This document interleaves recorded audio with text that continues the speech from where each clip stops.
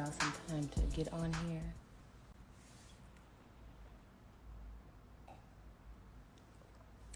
This is Zobo. It's not wine. Or is it? I'm going to be going live today with Shophar. And we're going to talk about sex as an energy exchange, male sexuality, a whole bunch of good stuff. So stay tuned. All right, it's going to flow really well. We've had lives before, so I know we have a good exchange.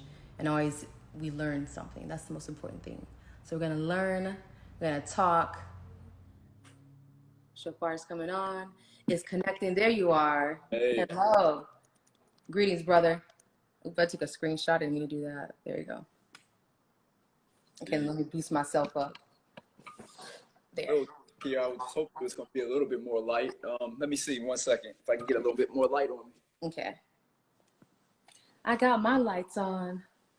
I've been doing so many videos that I think I got the lighting, positioning, and all that down. Hey, Earl Bush, how you doing?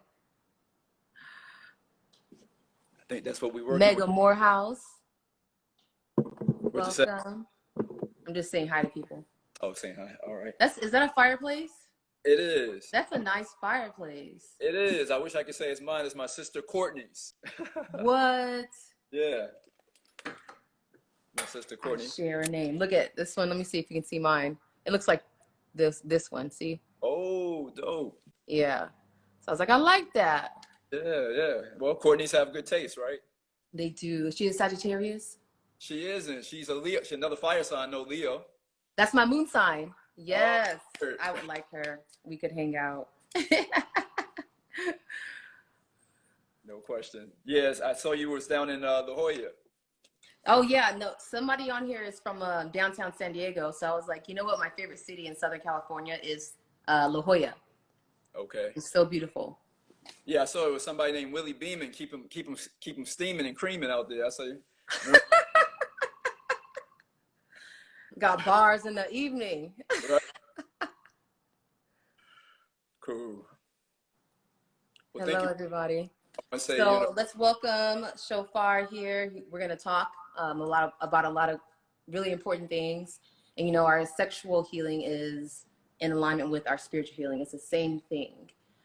So I think today's discussion is going to open up, you know, a different perspective of how we visualize, perceive sexuality, which means we're going to go about it as well in different ways. So go ahead, Shophar, introduce yourself. Welcome. Yeah, thank you. No, I love the way you put it. We're going to try to approach it different ways. I always like to, Courtney, try to take it from an angle of the woo-woo or the esoteric, but then also make it, you know, scientific, or talk from those places too, so that it can connect in different ways. So I love that you have that same mindset. Yeah, so the work that I do is I call it sensual emotional exchange. The background of it is that a lot of it comes from ancient India, ancient China with the Taoists, you know, ancient India with Tantra. And then, of course, we understand that Tantra and Ethiopia, Eritrea, there was definitely a connection with ancient Egypt, with ancient India and Africa back in the day. Yes.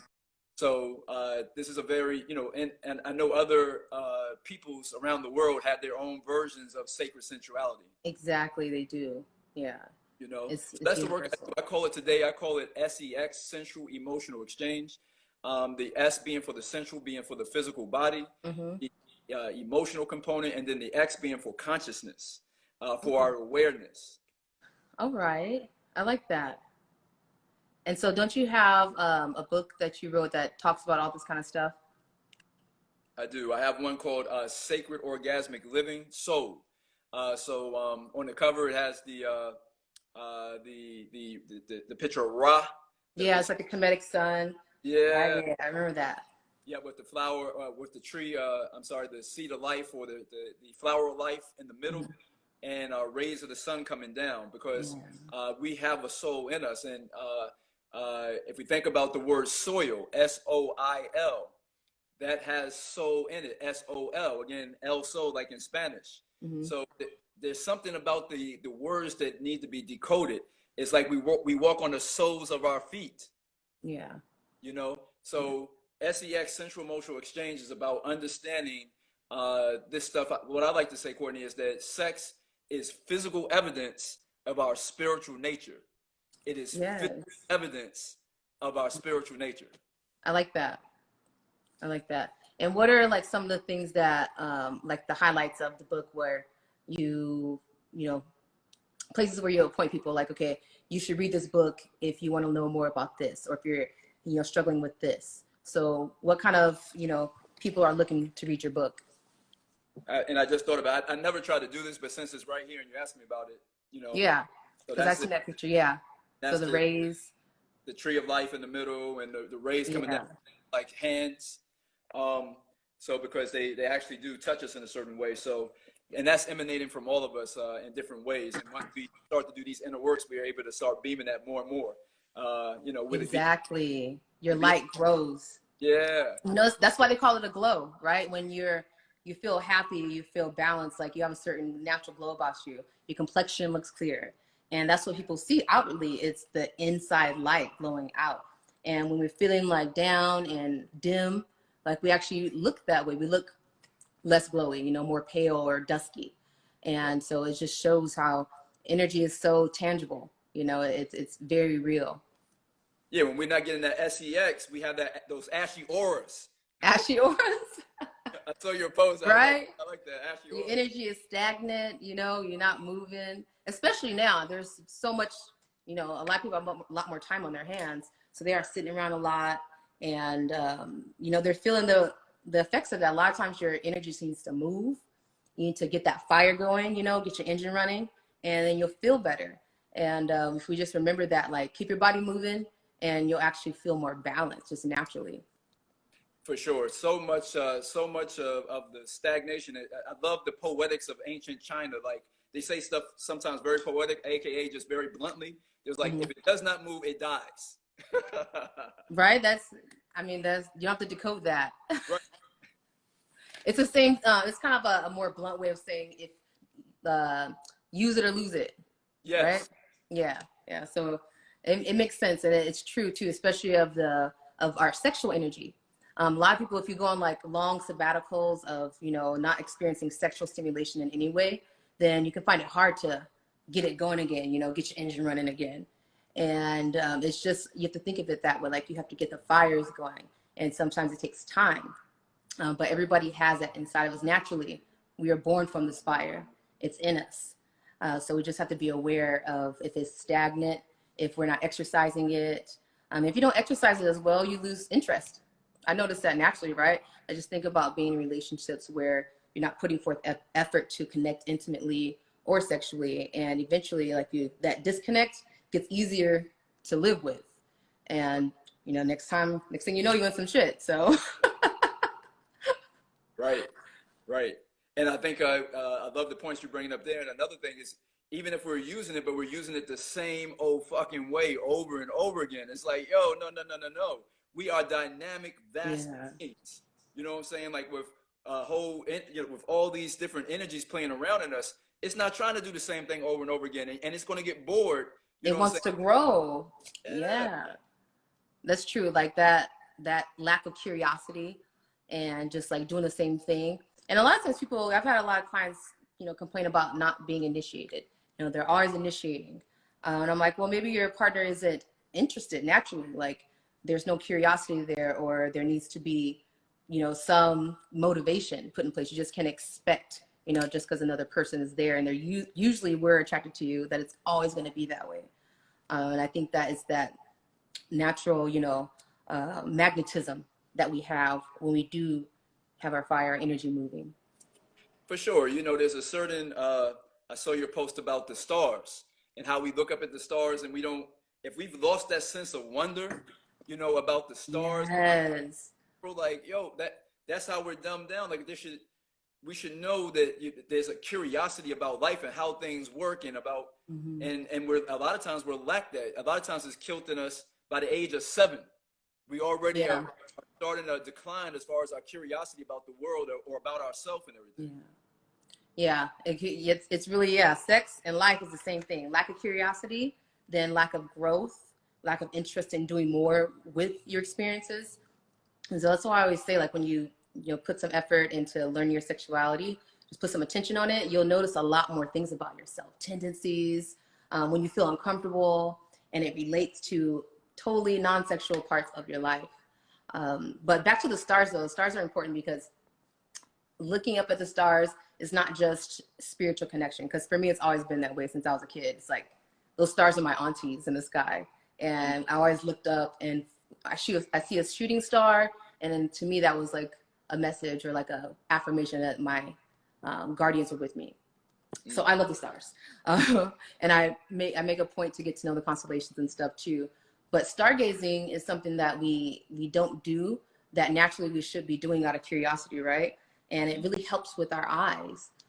Just like looking at the sun helps with our eyes. And we spend so much time on laptops and on screens, watching TVs, that we need to have something in place in our, regular regimen that is healing our eyes. Like I could see, us in 20, 30 years, like we're all gonna have some whole new kind of like LASIK surgery or eyeglasses because we got so much blue light and, all these harmful wavelengths entering our eyes. So looking at the stars and focusing on each one is actually a mindful healing practice that I try to do all the time.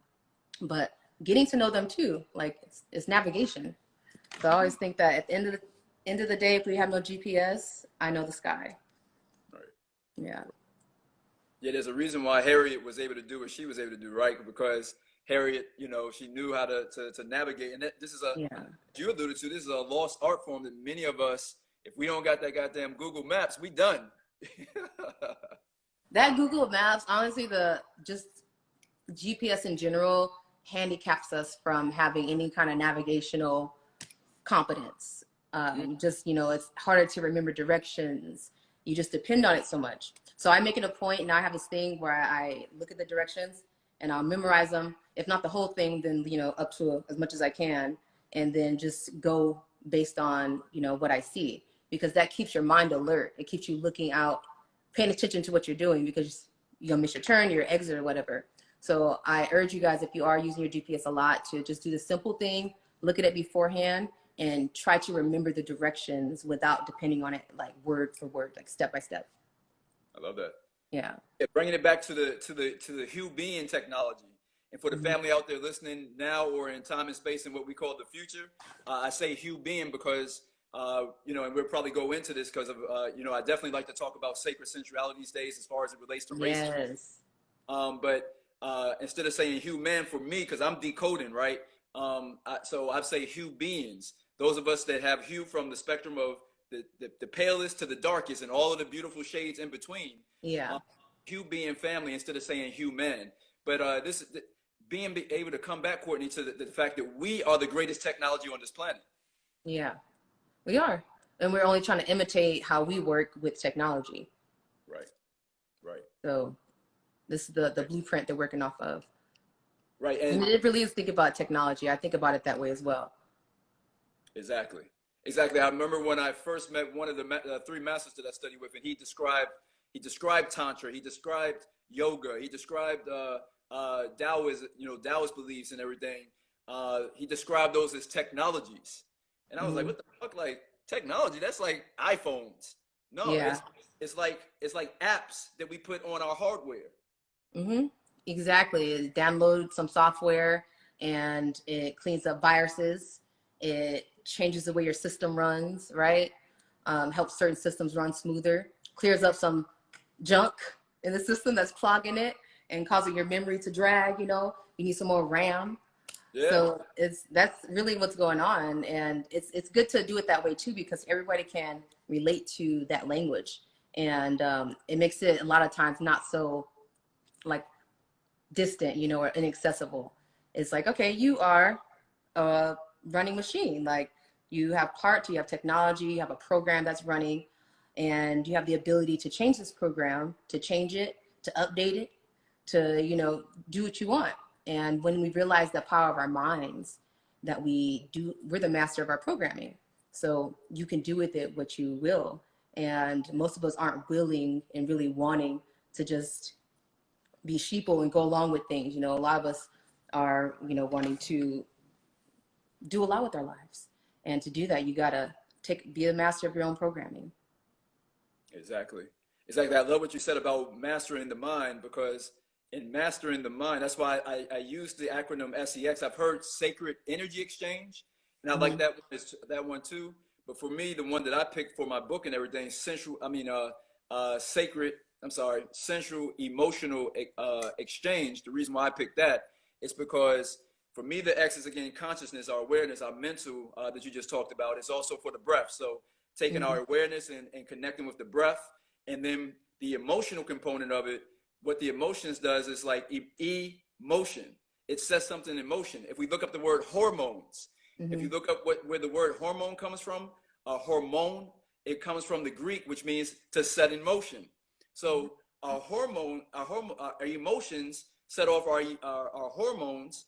Now we're into the sensual. So we see where our consciousness or our awareness, the X, goes into the emotions. The emotions connect through the hormones into the physical body. Sensual emotional exchange. Sex. So you're just outlining the whole process, the actual process. I like that. I see that. Yeah. And that makes it easy to understand too. I'm very visual, so I do well with symbols and acronyms and things like that. Cool. And yeah, you're right. It's the emotional energy, right? And being able to connect with that in a positive way. I think that's one of our biggest blocks, is being able to connect in a positive way with our emotions, including the bad ones. Because like we say, love heals all. And it's not just a nice saying or a cliche. It's that energy of love is very strong, and it can transform whatever you got going on. So can you give us some insight on how, you apply, maybe some tips on how you apply breathing in sensual energy exchange? Did I get it right? Yeah, I got it right. Got it. So the easiest way that I like to give it to people, again, so you like acronyms, so that's good, because I got acronyms for, I got to come up with an acronym for acronyms for days. Yeah. I got to come up with an acronym for acronym. But vibe, VIBE. So for any of the family listening, if you want to know how to start on the whole journey of being able to expand, keep going on the journey of expanding your sensuality and stuff like that, I use the acronym VIBE. V is for voice or vocal. So the vocal is just allowing sounds to come out, oohs and ahs and sounds, right? And then so that's the vocal. Voice is when we're putting meaning to it, right? When we're putting, like, that's words. So like affirmation, okay. Right, through the English language, which is a very dense and very slow language, but we're doing the best that we can with it. It doesn't have the vibration of it's all right. No, it's a dead language. It's a dead language. But we it's all right. We still freaking it. We still making it work. And then the vibe, the I in vibe is for introspection, to be able to introspect, to look inward. So to be able to look at our thoughts and our feelings and be able to connect with them. The B is for breath. And I'll answer your question about the actual breaths and stuff with SEX, but breath is just bringing ourselves back into our body and realizing the in and out flow of our breath. Very simple. And then the E for embody, or emotions, to embody our emotions, to feel ourselves again, to be in our body, embody. So VIBE. Nice. So let me go. So it's the voice, letting sounds out and using words, using the word spells, right? The words have energy. And then the I is for going inside, introspection, presence inside yourself, right? And then the B is for help me out. Breath. Breath. There you go. I was doing it. See, it was coming out. Okay, so B is for breath, and then E is for the emotion. So embodying your emotion. Got it. You got it. That's really beautiful, and that sounds like some effective shit. Like I would try that. So if you guys heard that, give it a try.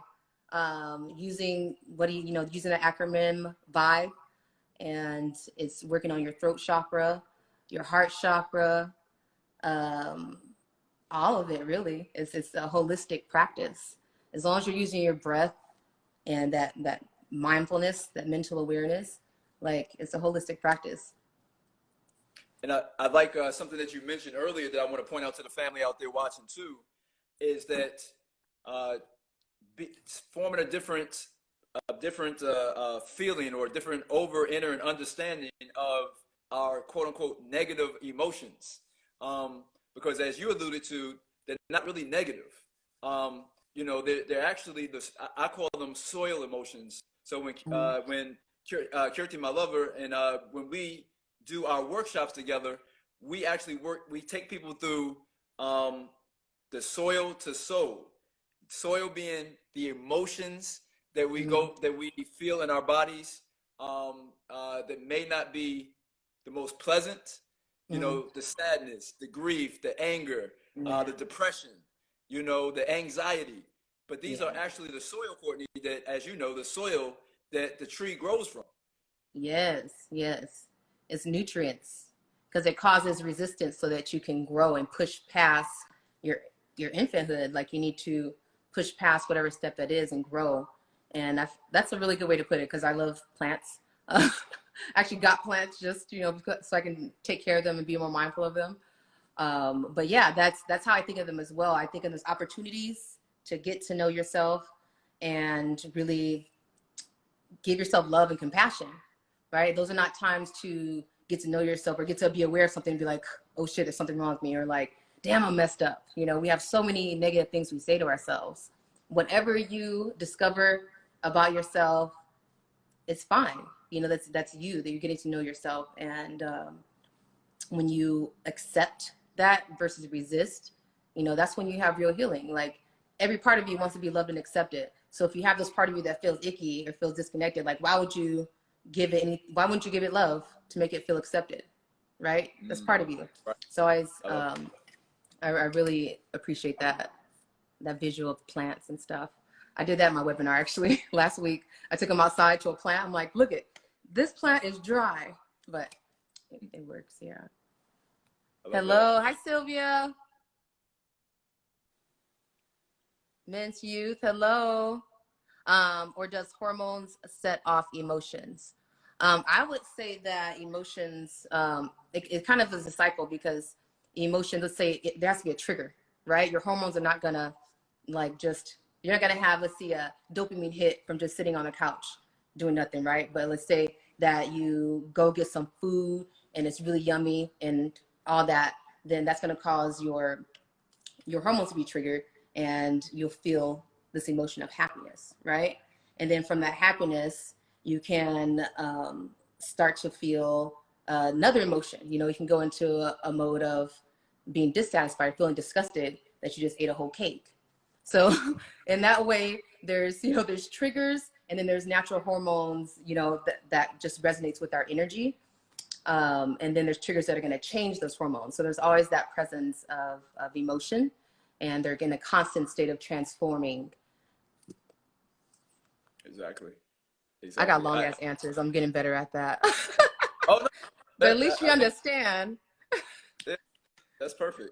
You know, and it's multiple ways to put it together. You know, I'm learning to appreciate the feminine mode, you know, of conversation more rather than the receptive, right?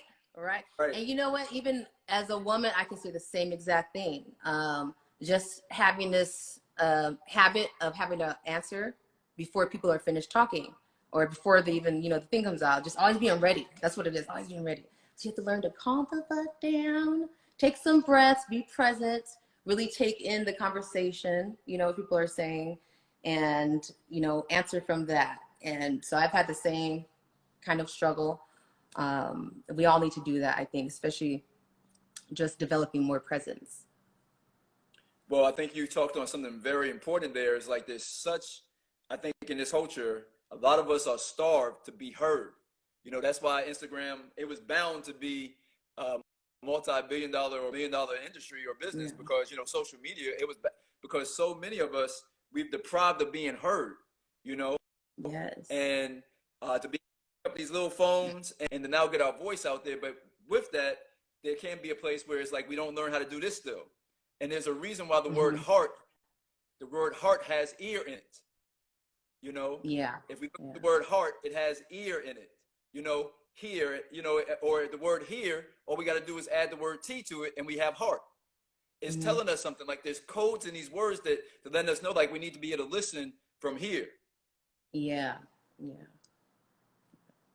And truthfully, That's family beautiful. out there, when we talk about the sensual emotional exchange, like when clients come to me and everything, you can actually start helping a person go into an orgasmic state where it's waves of orgasm after orgasm, just by hearing them.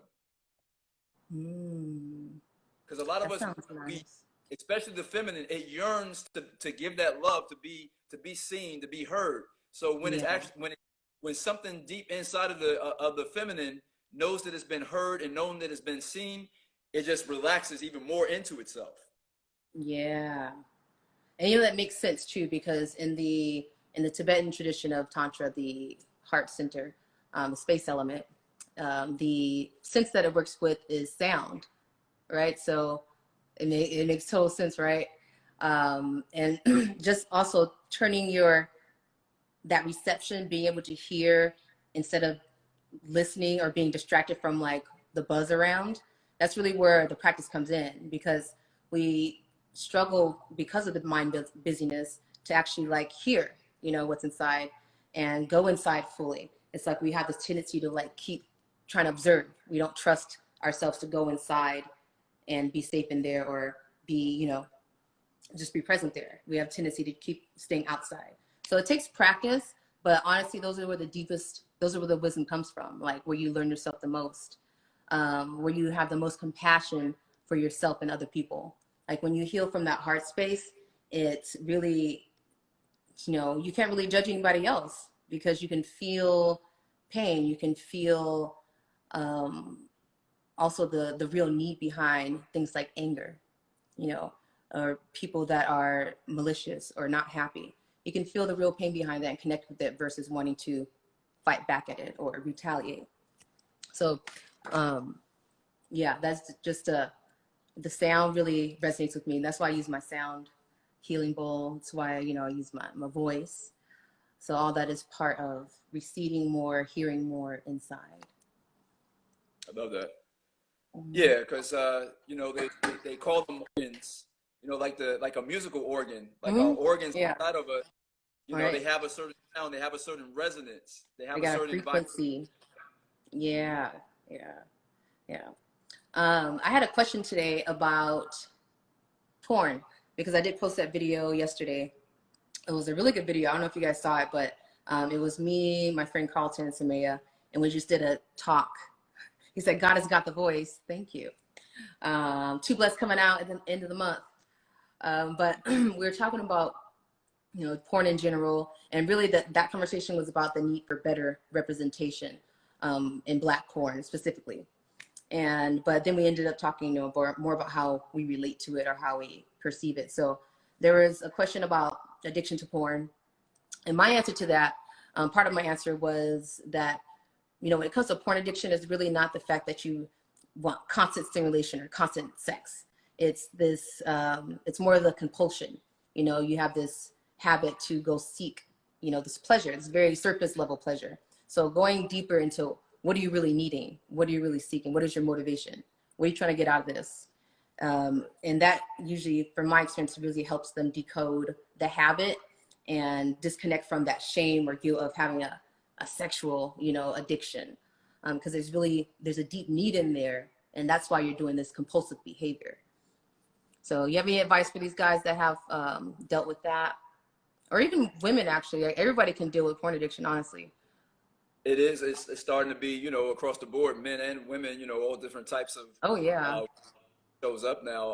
I'm glad that you bring up this subject. That's been a journey of mine too. With porn addiction and everything. And I think the first time I saw porn, I was like 7 or 9 years old. And so, in my journey, what I tend to find is like when I'm lacking connection, uh, Mm-hmm. I go back to porn. I think over this last year, from July 4th of 2019 to July of this year, I've watched maybe porn less than 10 times, which is good for me. Mm-hmm. But there's definitely times where, if like my queen is not around, I'm not connecting. I find myself still getting that urge, and also this has been the longest that I've ever been monogamous in a relationship. You know, so this is Yeah.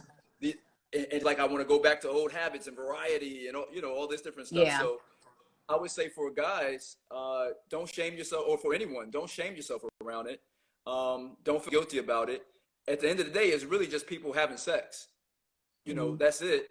And then Yeah. with that being said, though, I think do like Courtney is saying, you know, do the inner introspection. You know, going back to vibe, do the introspection to see like, okay, what is the root of this though? Without judgment, without wrong or right, Yeah. why am I doing this? Sometimes for some men, it's also, you know, like with the clients, with the men that I work with, also another theme, Courtney, is that um, they're vicariously living through seeing a man that's supposedly like an alpha. And I think a Yeah. lot of men down want to satisfy women and pleasure women out their fucking body, out of their mind into Mm. their body, right? We want to Yeah. fuck them out into their body, right? So um, that's a deep-seated programming in us that's divinely put in there because we're supposed to do that for you. We're supposed to help you have that pleasure. So Yeah. I think sometimes that's why men are going to porn as well. Okay. And yeah, that makes a lot of sense. That definitely makes a lot of sense. And it also speaks to the different kinds of porn that they are, because there are some that are very violent or reducing to women, right? So it puts this man on this like super high pedestal where he's just shitting on her, and not literally, but just treating her badly. And depends on what you watch. Right, I was going to say that's probably out there too. Go down the wrong rabbit hole. It definitely is. There's literally everything on the internet. But yeah, it's seeing, you know, that is something that there's a lot of people out there that are getting off to. Like that is what sexually turns them on.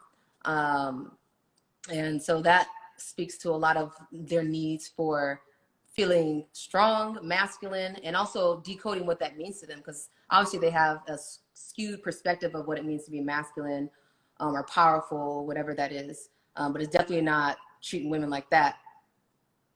It's just, yeah. You're like, that's not it. That's not it. They don't like that. And that's the thing Right. too, is the miseducation that we do get from it. I always call it sexual entertainment. It's not sex ed. It's not the best example for us to be learning from. So then we both show up with unreal ideas of how this should go. And I know, you know, that was the thing I wanted to talk about that as far as the expectations with sex. You know, we act like each other knows what they're doing and what they want.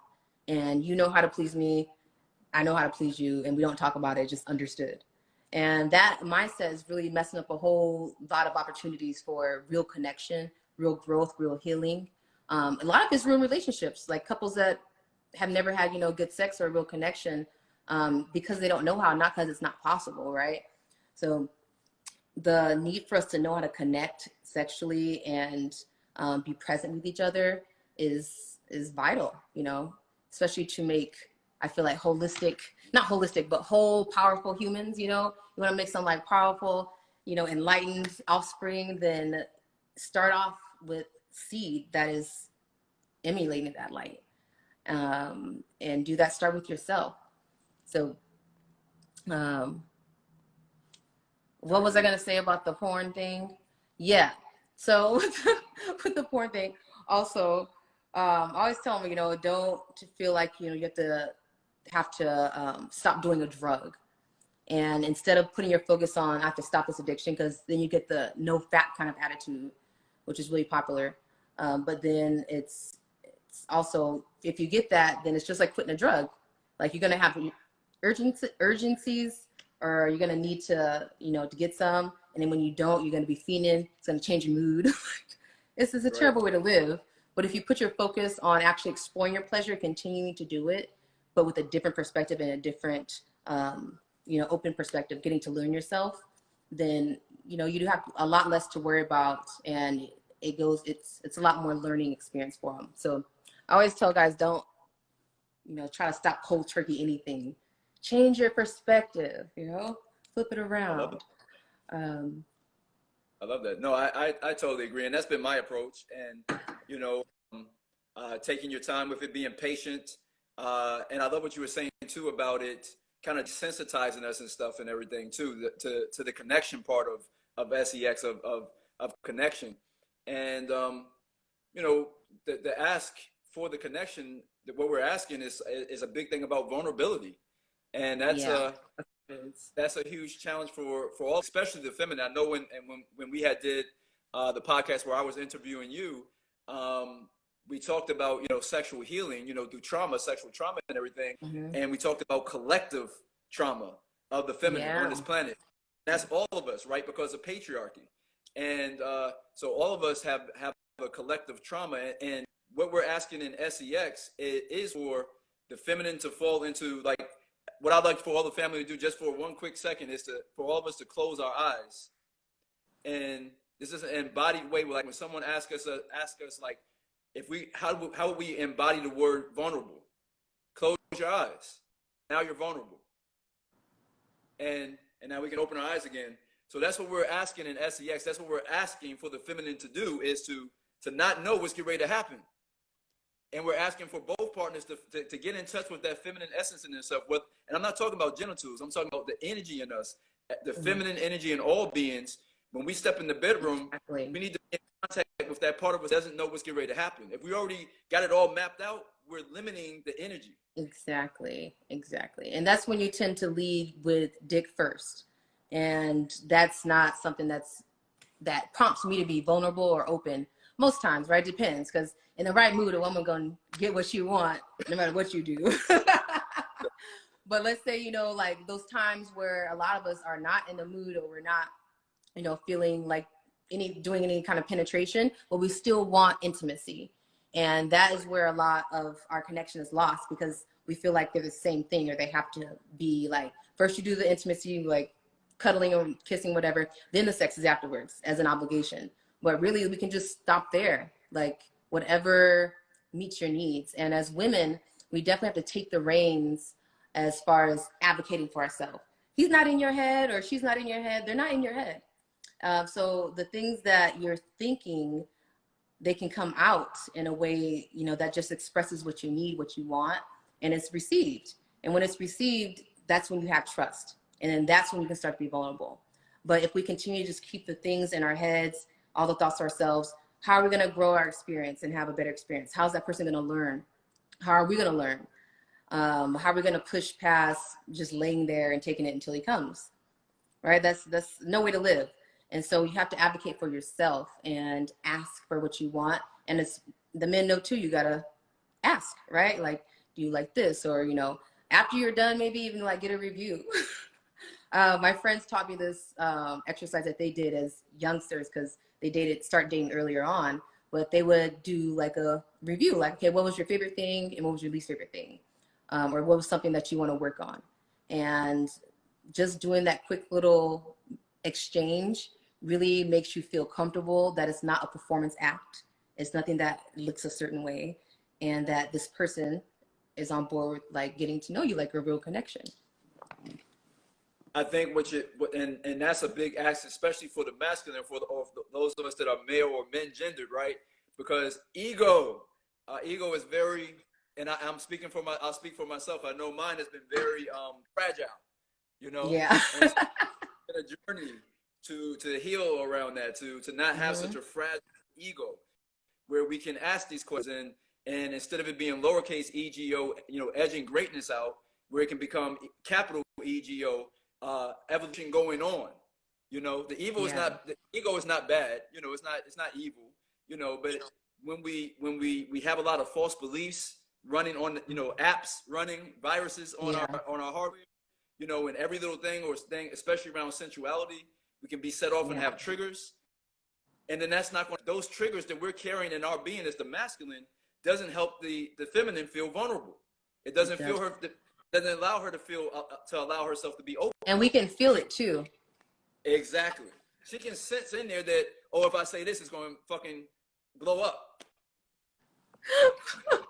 We can feel everything. We can feel when you're about to come and how you feel about the time you're about to come. We can tell when your dick went soft and you're wondering what's happening, and then you're struggling to, you know, we know all those things. So it's better to just communicate, you know, even same thing with us, like the times where you're just not wet, you're not feeling ready, anywhere near penetration ready, then it's like, okay, so am I just gonna let it happen? Because it could happen without hurting me. That's not that, it's not that big a deal. We do it all the time. But when are you going to stop doing that and actually start advocating for your experiences and like really growing through them, not just having them? We're always going to have sex, but when are we going to start growing, with those experiences? And there's so much to grow through with it as well. Even just like with yourself, if you're single, getting to know your own sexuality, even beyond sexual pleasure, but just how you feel, how you feel when you move your body, like how you feel in your body. That's sensuality. And it doesn't take a partner, it doesn't take, the checklist perfect man to drop down or a woman to drop down. It just takes you and some space, make some time. I love that you said that, and shout out to my niece, Kyla. I saw she just jumped on. So shout Hi, out to Kyla. My sister's name is Carla. Carla? Yeah. We have a lot of close family names. Yeah, I see the interweaving there. I love that you said that SEX is not just about, and that's what I always love to tell people, and I'm glad you brought that point up, is that it starts with us. No one else, not partner related.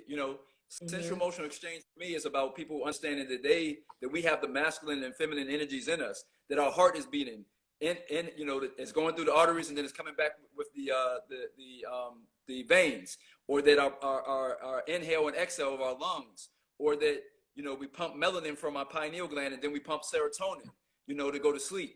The serotonin gets us excited. The melatonin puts us to sleep. So this yin yang exchange of energy is always available inside of us without a partner even. Exactly. Like the whole system is already running. We're not just incomplete. adding a partner makes it more, having a partner. I just say, it's like power up. Right. Right. That's all it is. And that's also speaks to when people are waiting. A lot of people wait. They have to wait till they meet somebody to try different things. They're like, I want to try that, but I'm gonna wait till I, do with the partner.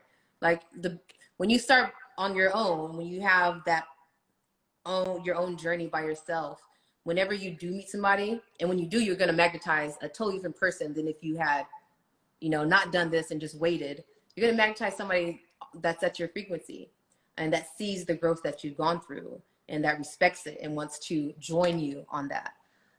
So I always say, don't wait to start. If anything, just don't wait to start breathing right. Right? You can always start with the breath, because that's definitely one thing that we all have some kind of deficiency with, whether it's just not being aware that you're breathing fully, or not understanding how to use your breath to get yourself out of stress, out of, panic attack, or emotions that, learning how to process your emotions in your body with your breath. So it's very powerful and it's so simple, and we all got it for free. So far it's free, but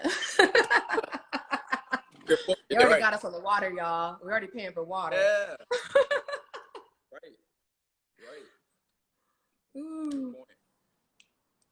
Yeah, no, I know that. So I'm looking at the time too. I want to make sure, because I was looking over your page, and I love something that you said about about the pandemic, and you just saying about the free thing made me think about it. Is the pandemic thing, that being able to relax and stuff is, it's not a white privilege, Yes, so yeah. I want to talk a little bit about SEX and racism. Okay. Because I feel like in this time, we definitely need to look at how how sex was with what I call the different isms, because really I think the father of all of the isms is our ego, and not the capital evolution going on, but the lowercase one, where we're edging out, or we're edging goodness or greatness out. So in talking to that fact that you had on your page about, about being able to relax and everything, and that's not a white privilege, that should be for all of us. It's for everybody. Yeah. All of these things that we're going through in a societal level, something that the brilliant brother, Dr. Amos Wilson, said is that society, we talk about society as if it's out there, but society is in us. And when we're seeing that, the different things that are going on, how are we playing into it? Is it whether we're the oppressor, whether we're the privileged or the underprivileged, we're still playing some role in it, right? Mm-hmm. Knowing our Yep. power, that we have the breath to empower ourselves. Exactly. And I think it's being more visual now. It's more visible that we have the power. Like, people have the power. There's no ratings without people. There's no streams without you guys streaming people's music. There's no sales, gross sales without you buying people's shit, right? That's all based on the pieces, the tiny pieces of all these people put together. And that's what creates power. So when we realize that, it's okay, how do we want to arrange these pieces together, and how do we want to direct that power? And like, once we can do that, we can do a lot of big shit. But it's like you said, the ego. The ego is, it's very base, is separation. It's disconnection from spirit. And that's what I feel it is. Because when you don't have that disconnection, when you unify with spirit, then there's no way that you can see anybody as lesser or greater. You see truth, and you feel everybody. And I think that's one of the great things about the Black community as well, is we notice in this light of people being killed off, our people's being killed off, you would think naturally retaliation, eye for an eye. But you don't see that. What you see is people fighting for equality, to be left alone, to just be able to live their lives. And that's honestly like a gift. That's not, to me, that's not natural. If you think about nature, if we were some lion prides, like, shit would be popping off until one of us died, right? But because we have that compassion, that deep-seated compassion of Mother Earth, I feel like that is what is showing. And, but at the same time, that warrior spirit as well is being activated because of that compassion, because we love so hard, because we love freedom and life and deserve it and want it. That's the fuel that fuels action. So yeah. I love that. No, I love what you said. You brought up about the warrior too, because a friend of mine, he said the other day, he's a homie of mine, he said that he gave me a quote, the warrior's heart is broken, how could it not be? The warrior's heart is broken, how could it not be? A true warrior understands, like, there's so many things that breaks the warrior's heart all the time, right? And I love what you said also about being compassionate. I think a true warrior is always compassionate too, even though he may, like, if you look at if you look at what's the name, the samurai, they may chop your head off and then bow to you in great reverence.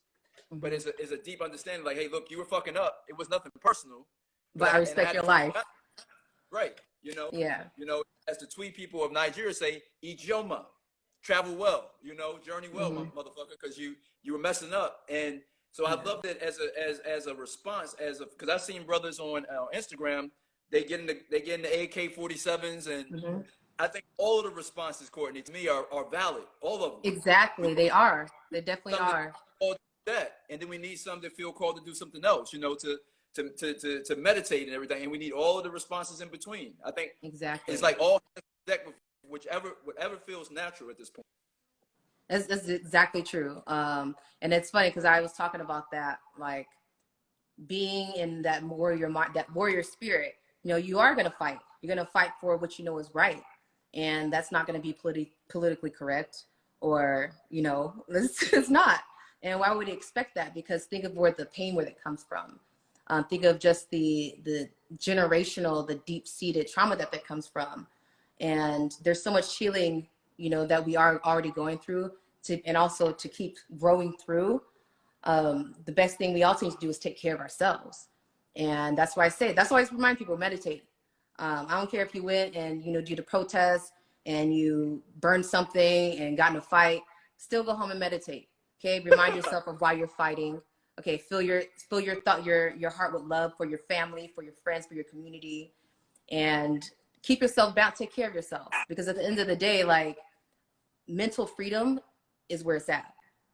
Like, we have to be mentally free. And to do that, we have to clear this mental clutter. We have to be clear of these distractions, not be so easily caught up in shit and distractions and entanglements, And I feel like as we go forward, being healthy as far as mental, emotionally healthy, having that balance, because emotional decisions will fuck you up. And we know that. So being able to be present with your emotions, even if they're very strong, but still having the mental clarity of knowing what to do that's best for you and best for your community, that's very important.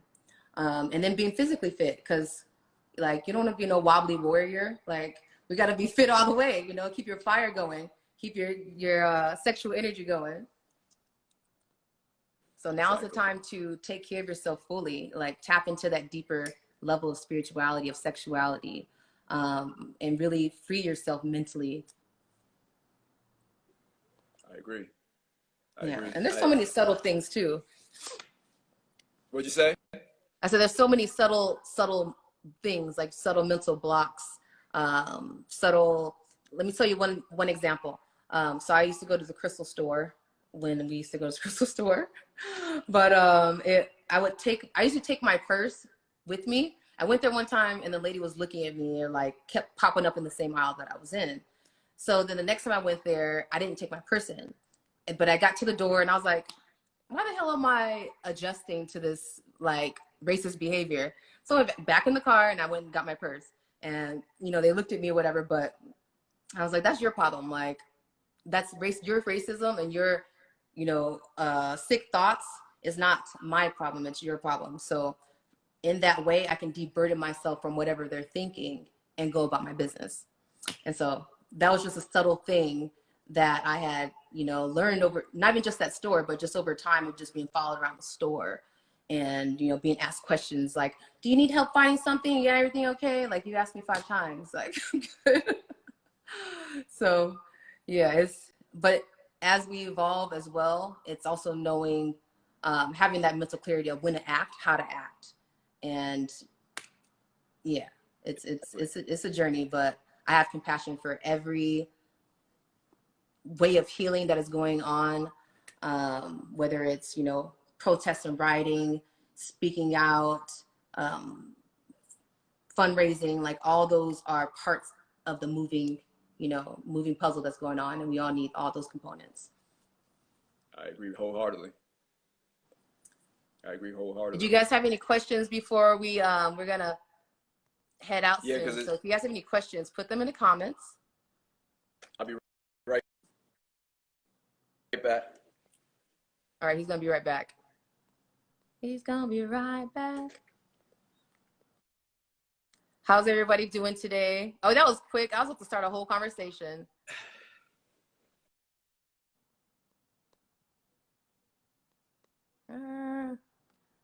Okay, did you all speak on people deficits with touch because of 6 feet rules and restrictions?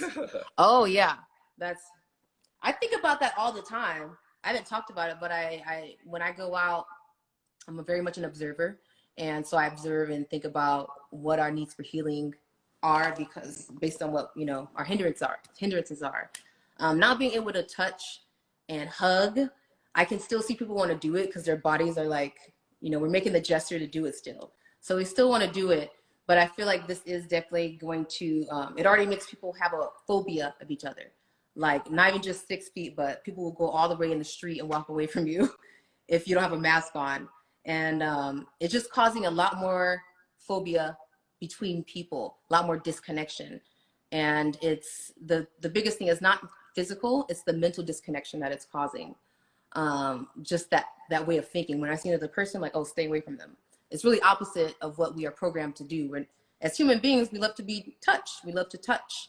That's how we produce oxytocin, how we bond is through touch. And so by not doing it, it's definitely going to cause a deficit. Depending on, you know, our setup while we're in quarantine, it's going to cause a deficit in your to be more apathetic. So, oh, he left. Oh, he can't hear me. Okay, he'll come back. So yeah, it can cause you to be a lot more apathetic and lose the desire to do it. So I feel like that's what's happening. And I think of ways where we can repair that, where we can get back that natural instinct and that urge to connect and touch. Can you hear me now? I can hear you now. Okay. I was just talking about the deficit with touching and how that leads to, you know, the hormonal deficit of oxytocin bonding depending on your setup at home. If you have a source, you know, then you're good. But also just the variety of connection that we get when we're out and with friends. Like, it causes you to redirect your attention more with what's going on with you. And at the same time, you can create more going on with you. Like, you have the options. If that's something that's going on, fill up your experience, fill up your world with learning something new, reading things, getting a new skill. There's so much to do right now. So, but I feel like that is going to be the future, is less desire to touch. And you know, they got dolls that are just even more realistic now. They got dolls that talk. Their parts move. Like, they already got the nice silicone flesh. Yeah, like, they're getting more advanced. Well, I saw this comedian, he was saying on Instagram, he was saying, like, my boy told me he was going to get one of the sex dolls. And I was joking on his ass. Then he was like, and then I saw her. He's like, maybe I need to open my mind up a little bit. Right? Because they can make them any way you want. Yeah. They can make them any way you want, and they feel realistic, and they can put moving parts and vibrations in them. So they actually makes them more, actually, I guess, not more advanced, but like, it's not the same as a human, just because she doesn't talk.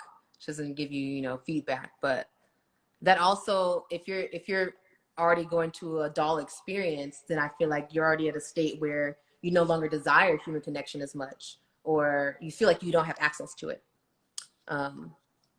So, right. Yeah. What do you think is going to be a repercussion of quarantine times? I think it's going to, you know, yin and yang. I think there's going to be some of us that emerge out of it even more powerful. And there's going to be some of us that emerge out of this with our lungs fucked up from walking around with masks on all the time. Right. You know what I'm saying? Oh my gosh. You know, bronchitis and shit. Like, it's going to be both, you know? Exactly. It's going to be the full, be both. It is. Well, we have 1 minute and 35 seconds left. So you want to close it out? Yeah, I'll close it out. So I'll tell people about my the stuff I have going on real quick. Yeah. You check me out on Faux Show Energy Work. I have, you know, I'm not doing the workshops right now, but I do have a men's program called Chi Up for men, teaching men how to do the sensual emotional exchange. Me and my lady, we have intimate relating for couples. And then I have the book, Sacred Orgasmic Living. You can get that on my website. And racism. I have a new workshop getting ready to start, online course, racism. The A is for awareness. The R is racism. The C is classism. The I is intellectualism. The S is sexuality, or sexism rather. And the M is materialism. Okay. So that's another. You hit all the points. Yeah. Yes, so all those isms. And I want to thank you for making room for having me on, Courtney. Yes, definitely. For making room. I'm glad to share this space with you. And you always come on with some good knowledge for everybody. And it's beautiful. We need to just talk more, raise more awareness, you know, just get people interested in going deeper with their sexuality. So thank you for coming on. You guys look him up, Faux Show Energy Exchange. Go to his Instagram. I think everything that he just said will probably be found on his Instagram. You know, one click. That's what we like these days. One click. But I love you guys. Lead with love. Thank y'all for tuning in. Peace.